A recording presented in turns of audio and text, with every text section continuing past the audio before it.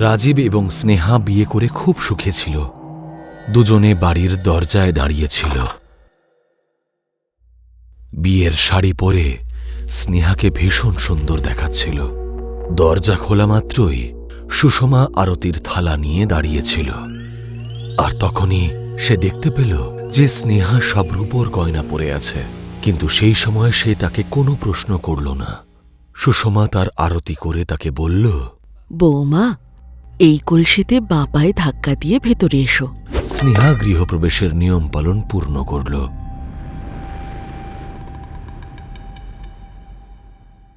আর সে ঘরের মধ্যে খাটে বসে রাজীবের অপেক্ষা করছিল। কিছুক্ষণ বাদে রাজীব ঘরে এলো, আর সেই দিনের রাতটা তারা খুব সুন্দরভাবে অতিবাহিত করল। পরের দিন এক প্রতিবেশী মাধবী আন্টি স্নেহাকে দেখতে তাদের বাড়িতে এলো। স্নেহা হলে ঘুমটা দিয়ে বসেছিল, আর বাকিরা তার পাশেই দাঁড়িয়েছিল। মাধবী আন্টি একটা গয়নার বাক্স নিয়ে তার সামনেই দাঁড়িয়েছিলেন। তিনি তার কাছে গেলেন এবং ঘোমটা সরিয়ে স্নেহার সুন্দর মুখশ্রী দেখলেন। আরে বাহ, নতুন বৌমা তো খুবই সুন্দর। আমাদের রাজীবের তো ভাগ্য খুলে গেল। তারপরে সেই গয়নার বাক্স খুললেন আর তিনি বললেন, এই নাও আমার তরফ থেকে তোমায় উপহার। এবার তাড়াতাড়ি এটা পরে এর শোভা আরো বাড়িয়ে দাও দেখি। এই শুনে স্নেহা খুব ভয় পেয়ে গেল আর ইতস্তত হয়ে বলল, আসলে আন্টি, আপনার এই সেটটা খুব সুন্দর, কিন্তু আমি সোনার গয়না পরি না। আরে এ আবার কেমন কথা? সোনার গয়না পরো না তুমি? হ্যাঁ আন্টি, আপনি একটু দয়া করে বোঝার চেষ্টা করুন। ও কিন্তু সত্যিই সোনার জিনিস পরে না। তোমাদের আমার এখানে আসাটা পছন্দই হয়নি, সেটা তো পরিষ্কার বলতেই পারতে। আমার উপহার এভাবে ফিরিয়ে দিয়ে আমাকে অপমান করতে পারো না। এরকম অভদ্র বৌমা আমি আজ অব্দি দেখিনি। মাধবী আন্টি সবাইকে খুব কথা শোনালেন। রাজীব এবং সুষমা তাকে আটকানোর চেষ্টা করছিল, কিন্তু তারা কোনোভাবেই পারল না। এই বিষয়টা সুষমার খারাপ তো লেগেছিল, কিন্তু রাজীবের কারণে সে স্নেহাকে কিচ্ছু বলল না। পরের দিন দুপুরবেলা যখন রাজীব অফিসে গিয়েছিল, তখন স্নেহা সুষমাকে বলল, মা, আমি একটু আন্টির বাড়ি যাচ্ছি। কাল উনি রাগ করেছিলেন তো। সে তো খুব ভালো কথা, কিন্তু ও যদি আবার তোমায় ওই নেকলেসটা পরতে বলে তাহলে? আমি ওনাকে ঠিক করে বুঝিয়ে দেব মা, আপনি চিন্তা করবেন না। ঠিক আছে, যাও মা। এই শুনে স্নেহা সেখান থেকে বেরিয়ে মাধবী আন্টির বাড়ি গেল। সেখানে মাধবী আন্টির বৌমাও উপস্থিত ছিল। আরে স্নেহা বৌমা, তুমি? হ্যাঁ আন্টি, আমি কালকের জন্য আপনার কাছে ক্ষমা চাইতে এসেছি। আপনি রাগ করেছিলেন তো, সেই জন্য আমি নিজেই এলাম। সে তুমি খুব ভালো করেছো। এসো বসো। না আন্টি, আজকে বসবো না, অন্য একদিন আসবো। আপাতত আপনি আমাকে শুধু ক্ষমা করে দিন, শুধু এটাই বলতে এসেছি। আরে কোনো ব্যাপার না মা, তুমি নিজে থেকে আমার কাছে এসেছো, আমার আর রাগ নেই। আরে বৌমা, ওই হারটা একটু নিয়ে আসবে?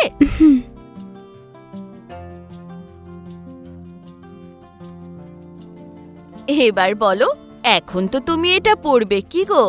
ঠিক আছে আন্টি, আপনি যেমনটা বলেন। এই শুনে তিনি খুব খুশি হলেন এবং তিনি স্নেহার গলায় সেই হারটা পরিয়ে দিলেন। আরে বাহ, তোমায় কি সুন্দর দেখাচ্ছে বৌমা, কারণ নজর যেন না লাগে।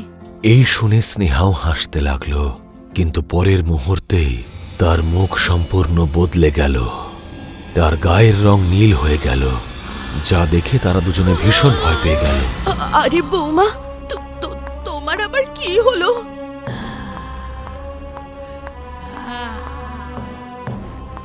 স্নেহা সজোরে চিৎকার করে উঠল এবং কিছুক্ষণেই তার সৌন্দর্য পুরো পাল্টে গেল এবং সে একটি ডাইনিতে পরিণত হল।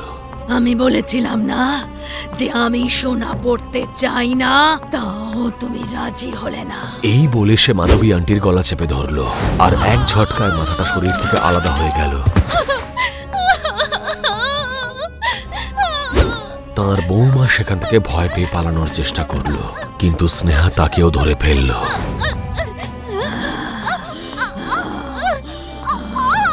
আর তার মাথাটা ধরে সেটাও শরীর থেকে আলাদা করে দিল। তাদের দুজনের লাশ মাটিতে পড়েছিল।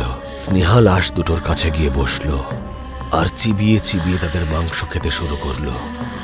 আর ঘরের মধ্যে এই চিবানোর শব্দ ঘোরাফেরা করছিল।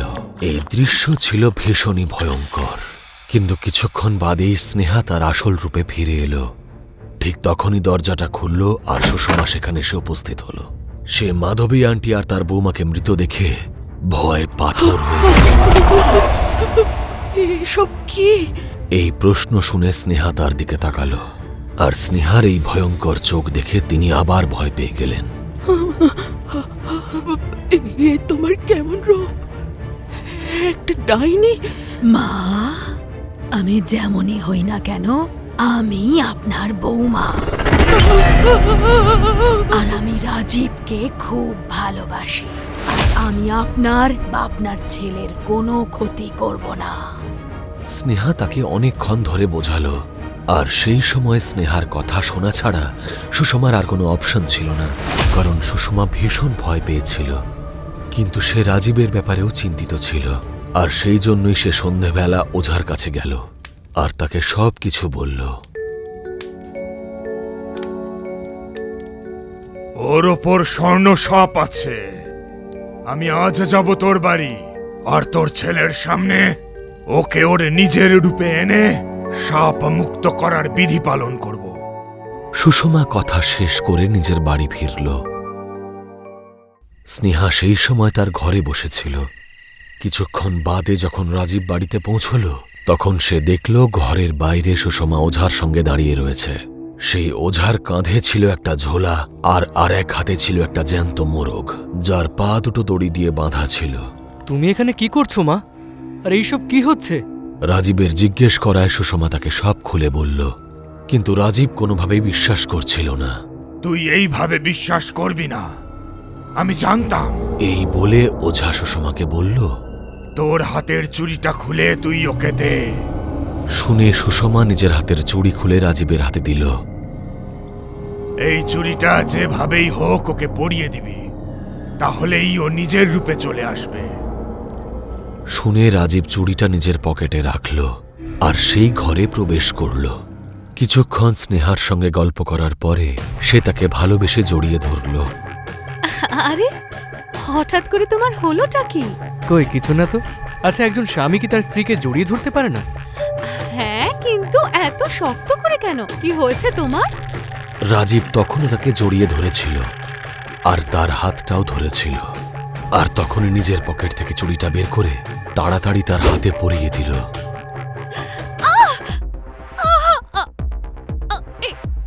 এ তুমি কি করলে রাজীব? সে জোরে চিৎকার করা শুরু করল, কারণ তার হাত খুব জোরে জ্বালা করছিল। সে চুড়িটা খোলার চেষ্টা করল, কিন্তু রাজীব তার হাতটা চেপে ধরেছিল, আর কিছুক্ষণের মধ্যেই সে আবার তার সেই ভয়ঙ্কর রূপে ফিরে এলো। তার রূপ দেখে রাজীব খুব ভয় পেয়ে গেল আর চিৎকার করে পেছনে সরে গেল। স্নেহা, তুমি তোমার কি হয়ে গেল? এই শুনে ওঝা এবং সুষমা ঘরের ভেতরে প্রবেশ করল, আর ওঝা নিজের হাতে ধরে থাকা মোরগ তার দিকে ছুঁড়ে দিল।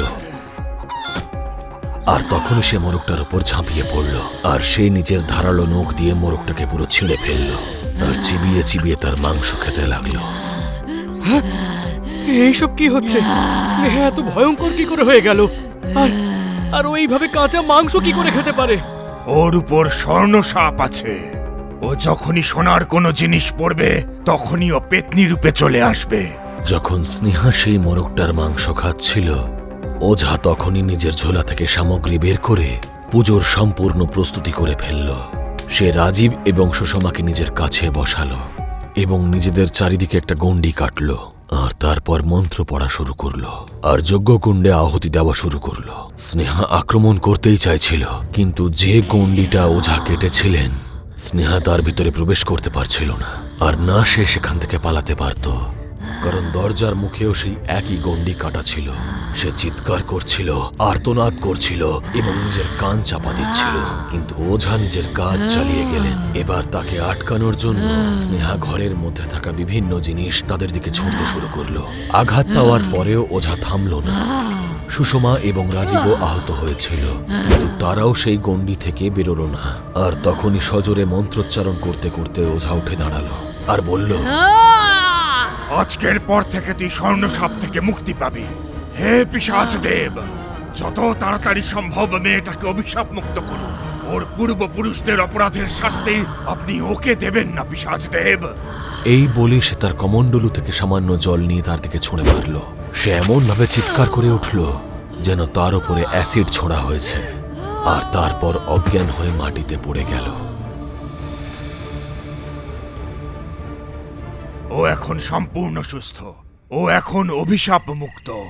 কিন্তু মনে রাখবি, আগামী পূর্ণিমা রাতের আগে ওর সাথে কোনো সম্পর্কে জড়াবি না। সেই রাতের পর স্নেহা একেবারে সুস্থ হয়ে উঠল এবং তারা সুখে সংসার করা শুরু করল।